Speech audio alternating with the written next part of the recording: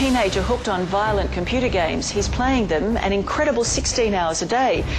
This really kicks ass, doesn't it? For Greg Straff, playing World of Warcraft has become an obsession. World of Warcraft. World of Warcraft. World of Warcraft. I can quit whenever I want. And what is it about World of Warcraft that's so special for you guys? It's the best game there is.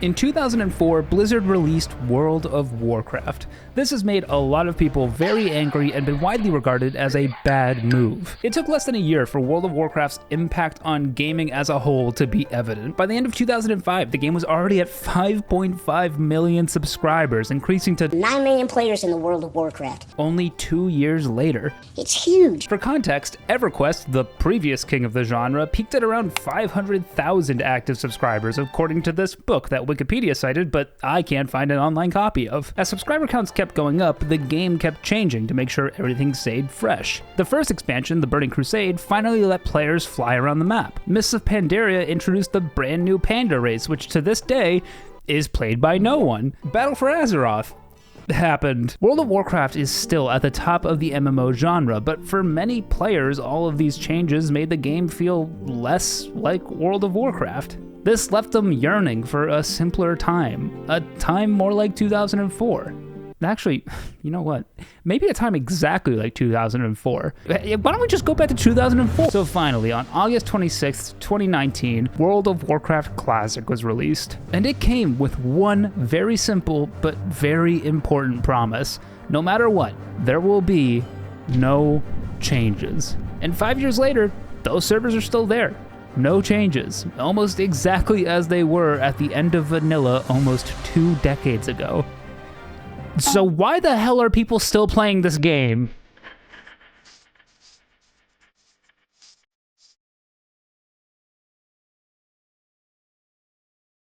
World of Warcraft Classic is weird. And don't think you're safe either, little guy. Did you know neither of these two knew about today's sponsor, AG1? I played a lot of World of Warcraft for this video, which means my diet has been less than ideal. And you know what that means. I died. But today's sponsor, AG1, can stop you from being as unhealthy as I am. Since my miraculous reincarnation, I've started every morning with AG1. All it takes is 1 scoop a day to start getting the benefits. AG1 has all the daily nutrients you need to fill the gaps you might have in your diet, but anyone who knows me knows I really care about one thing, and that's my bowels. Luckily, AG1 contains prebiotics and probiotics. This helps your body do a better job of breaking down food, and it helps keep your poops regular, so hopefully you stop clogging the toilet so much. Why do you keep doing that? You need AG1 right away. If you want to start having more regular poops like me, or just want to feel healthier at all, scan the QR code on the screen right now and save $20 off your first order. Thanks, AG1. I bet you even helped me grow my legs back. MMORPGs as a genre are defined by games that are constantly changing and evolving and literally expanding. Even if you compare it to its closest counterpart, Old School RuneScape, it's a little weird. Old School RuneScape was released in 2013 as a re-release of how RuneScape was in 2007. And as you can see from its player count, things were going pretty well. I mean, in its first month, it was gaining players. Let's just zoom out a little. But over the next 2 years, Old School RuneScape would start to get some brand new content, like new bosses and new quests. This slowly but surely led to more people coming back to and trying out the game, as a lot started to change with it. Today though, Old School RuneScape is one of the biggest MMORPGs on the market, and it's also completely different than it was 11 years ago when it released. Compare that to World of Warcraft Classic, and let me just take a look in here real quick. Yep, no changes. Everything you see around you in this game has been here since 2007 at the latest. This stump, been here the whole time. This lake, been here the whole time. This bed, been laying here the whole time. This rotten meat that should never be served to customers and has been in clear violation of the City of Philadelphia's Food Regulation Code, Section 46, subsection 281, that states that all food must be wrapped in containers or packaged as to prevent cross-contamination, has been here the whole time. So why, despite that everything is exactly the same as it always has been, are there still so many people here? The original Classic servers that came out in 2019 still have a really solid amount of players on them. It's what I've played for the past year. And when fresh Classic servers came out just recently, people flocked to them and started buzzing through the starting areas like nematodes, taking all my mob spawns. Guys, don't you know I'm a YouTuber? You're supposed to leave those to me! Well, as someone with absolutely no nostalgia for this game, I think I can tell you why it's still so popular. It's a really fucking good game.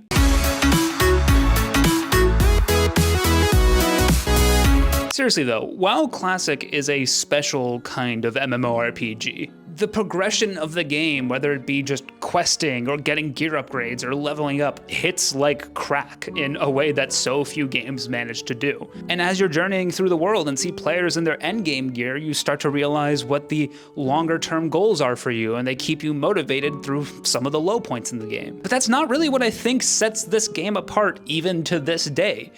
It's something much more fundamental. WoW Classic has something that not a lot of other MMORPGs have. The fact that it's an RPG. Okay, I know it's become really cliche to say that MMORPGs don't feel like RPGs anymore, but whenever I play World of Warcraft Classic, I get the same feeling I got as a kid playing games like Skyrim, or Knights of the Old Republic, or Putt-Putt Travels Through Time. I know Putt-Putt Travels Through Time isn't an RPG, but it's really good, and they need to make more of them. There's a lot in this game that lends itself to feeling like an RPG, but the number one aspect to me is the At its absolute core, the WoW Classic experience is about one thing: going from level 1 to level 60. That journey will take the average player at least a month, probably more like 2 or 3, depending on how much time you have to play and how efficient you are playing. In a lot of more modern MMORPGs, that's kind of unthinkable. If you look at the modern version of World of Warcraft, which I'll call Retail World of Warcraft, the leveling process is just this little gross thing you have to get to before you can get to the actual game. And Blizzard knows that the leveling in Retail WoW sucks, so it really takes only 2 or 3 days tops to go from level 1 to the max level of 80. And speedrunners have even discovered a strategy to go from level 10 to 80 in 2 seconds using a strategy called money, where you just buy a level boost to skip leveling. The reality is, for Retail WoW and so many other MMOs like it, the game starts at max level. In WoW Classic, the game starts when you log in. It's a crazy idea, but hey, it works. And what makes this leveling journey work is that the entire thing is built like an adventure. When you finish character creation, you'll be shown an intro cinematic based on whatever race you picked. If you picked a human, you'll see the city of Stormwind and hear the most amazing music you've ever heard in your life. If you picked a night elf, you'll see the mystical woods of Teldrassil. If you made an undead character, go to therapy. During these intro cinematics, a narrator will give you a brief overview of the race and their current position in the lore of the world, but what really hammers it home is how they describe your place in the world. It is your sworn duty to defend Darnassus and the wild children of nature against the Legion's encroaching corruption. The best part of these calls to action that end every cinematic is how small scale they are. You're not the chosen one. You're not the only person who can save the world. You're one part of a whole. One of the many humans who will protect Stormwind. One of the many undead who will help Sylvanas accomplish her goal of getting revenge on Arthas. One of the many gnomes who's just a silly little guy. My, you're a tall one. Yes, I am. This is a trope you'll see sometimes in RPGs. In Oblivion, for example, you aren't the chosen one, you're just there to help Martin Septon, the Emperor, do what he needs to do to save the world. You aren't the hero, you're a hero. This storytelling technique works so well in an MMORPG where you'll be working not just alongside hundreds of NPCs, but literally thousands of players who are just like you. And in the first minutes of creating a character, this game has already given story motivation on a scale that is both super easy to understand, but also leaves things open for you to carve your own path forward. Or at least that's how I felt when I first played it. Most people probably just skipped the intro cinematics. But even if you don't care about the story at all, the way the story is woven into the gameplay means you'll have an unbelievably smooth experience no matter what. But I'm not gonna make you sit through my retelling of one of these stories in its entirety. The Defias are a gang of bandits that have been terrorizing the human capital of Stormwind for years, and one of the first quests you'll ever receive on a fresh human character involves killing some of them since they took over a vineyard and started eating all the grapes, I assume. I don't know why else you'd take over a vineyard. As you progress throughout the first human zone, you'll start to see more and more of them as you just do quests you find around the map. Quests like stealing their red burlap bandanas, or stealing their red linen bandanas, or stealing their red silk bandana. I mean, Jesus, guys, could we not have come up with something different? Eventually, these quests lead you to the next zone, Westfall, where you'll slowly but surely start uncovering the truth of who these bandits are and the full extent of their operation. You're sent across all the zones that surround Stormwind until you find out that the Defias Brotherhood are formerly members of the Stonemasons Guild, the people who rebuilt Stormwind after the Second War. They were never paid by the nobles for their work and eventually turned to crime and terrorism to get their revenge. People like to say that means they did nothing wrong, but I mean, they did do terrorism. The storyline culminates in you and a group going into the first dungeon most Alliance players ever go to in their adventures, the Dead Mines. This dungeon fucking rocks, dude.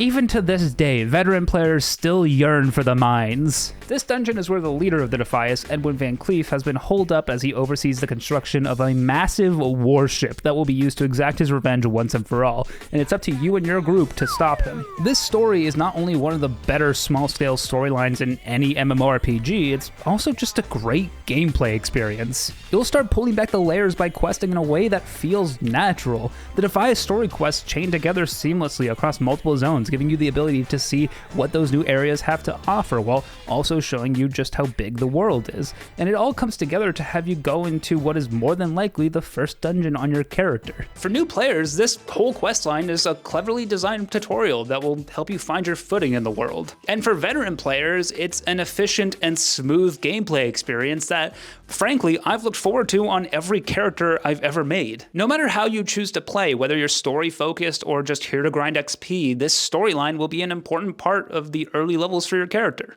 By the time you're wrapped up with the Dead Mines on your character, you'll probably be around level 20, or 1/30th of the way to level 60 if you're bad at math. It's not a short amount of time for your character, but the rewards and the payoff will genuinely feel worth it, and the time investment is a big part of that dopamine hit you're gonna get. At the end of the questline, you'll get what might just be your first rare item, and it's a great feeling, and it's also really, really useful. There's examples of these long world-spanning quests all over World of Warcraft Classic. One of my favorite as a paladin main is the quest to get Varigan's Fist, an extremely powerful mace for its level. The quest takes a really long time and has you go all across the world to see some really amazing parts of it that you might not otherwise go see, and the reward makes it all justified. A really great YouTuber, appropriately named Varigan, has a whole video on this quest. I highly recommend it. I've linked it in the description. In the grand scheme of the journey to 60, though, the story of the Defias Brotherhood and Edwin Van Cleef makes up only a small fraction of it. The world is only gonna get bigger and the grinds are only going to take longer because World of Warcraft Classic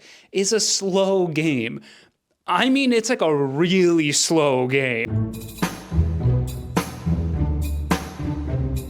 MMORPGs, and all games really, want to avoid making you bored at all costs. What this leads to in a lot of modern MMORPGs is the game constantly moving at a breakneck pace, never giving you a moment to breathe, or making it feel like any time you spend not gaining XP or killing a boss is a moment wasted. But WoW Classic just doesn't care about that. I mean, yeah, the leveling from 1 to 60, like I've already mentioned, can take you a couple of months. That's pretty slow, but that's not even what I mean when I say this is a slow game. Throughout the world, there are these moments where you have no choice but to just sit and wait.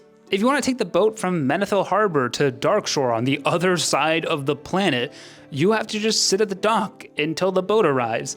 And then you get on the boat, and then you wait for the boat to leave, and then you wait for the boat to go across the world and reach the other dock, and then you can leave and go do what you're going to do. It's the same if you want to take the train from Stormwind to Ironforge. You still have to wait for the tram to get there, and then you have to wait for it to go through the whole underground tunnel until you get to Ironforge.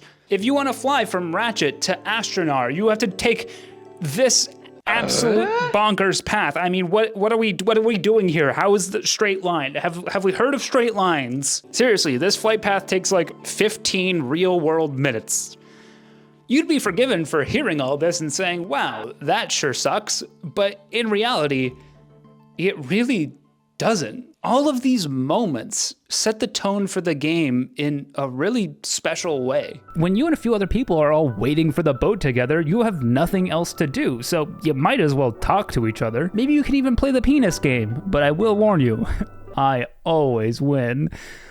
I'm almost 30. Even if you're taking the boat alone, the downtime forces you to slow down, to be a little inefficient, in a time where every MMO player seems to want to min-max. It creates a culture in the game where players become comfortable taking a minute or two in other parts of their adventure. Maybe that time is spent helping another player do a quest you've already done, or going to harvest some resources for your guild, or starting a beef-based cult in the capital city of Stormwind. That really happened, I'm not even making that up. People talk all the time about wanting MMOs to be social again, and they debate how to do that. Do you force people to group up for content and remove soloing as an option altogether? Do you create quests that require you and a partner to be on separate gangs? In my experience, those forced socializing moments are usually more frustrating than engaging, but in WoW Classic, it's natural. Socializing is almost never the optimal thing to do, so when the pace is slowed down in so many other ways, you're given a license to do something suboptimal, like attending a sex party at the Goldshire Inn. I've never had a dungeon in World of Warcraft Classic where my team isn't talking to each other. Sometimes that talking can be toxic, but 99% of the time we're joking around or planning how to take on a fight. Because of the very simple fact that to form a dungeon group we're forced to message one another and travel to the dungeon from wherever we are on the map, it never feels like there's too much of a rush where we can't take a second to type to each other. And for me, this has made doing dungeons my favorite part of World of Warcraft Classic. I've met friends from it in the short time I've played. It's been a truly social experience. Contrast that to modern World of Warcraft, where the Dungeon Finder tool will not only group up for you, but will instantly teleport you to the dungeon. It is great that I can do dungeons on demand as fast as I want and then get teleported back to my original grind, but it also means that you always feel like you're moving at a breakneck pace. In almost every dungeon I've done in retail World of Warcraft, me and my teammates haven't said a word to each other. And when we do, it's usually for something stupid like, oh, I fucked up healing again, but I don't ever make mistakes. Except when I'm healing. I make kind of a lot of mistakes when I'm healing. People die all the time. I'm not going to sit here and tell you that what retail World of Warcraft does is strictly worse. What retail World of Warcraft does is strictly worse. With WoW Classic, there's something that just feels right about having to actually walk to the physical location in the world of these dungeons. Walking to Shadowfang Keep and seeing the abandoned, decrepit village that sits right next to it as you play scenarios in your mind of what happened here, and it adds so much context to when you actually go into the dungeon itself. And the journey to the dungeon forces you to explore locations you might otherwise have totally missed. And it's those moments where you'll stray off the path you thought you had set out for yourself, and straying off the path is when you discovered that there's a world.